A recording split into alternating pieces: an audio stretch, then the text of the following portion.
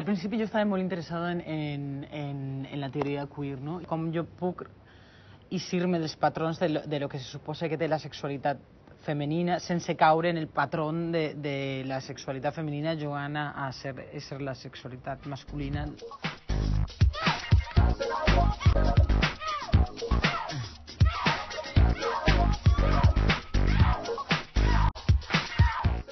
En la confusió de gèneres d'una manera visual, d'una manera estètica, però també d'una manera activa al llit. En poder follar, sí, d'una manera realment fora dels clichés i més clar, no? Ara mateix estic més interessada en l'heterosexualitat, en concret, en tots els clichés que n'hi ha ficats dintre de l'heterosexualitat perquè me pareix que és com un camp que no està gens matxacat. O sigui, gais, lesbianes, gent que no es defineix ni com gais ni com lesbiana, i gent que investiga altres tipus de però me pareix que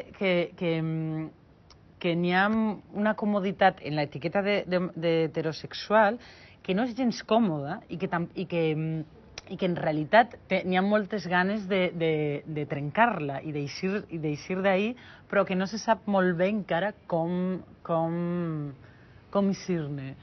Jo ara mateix estic més interessada en això.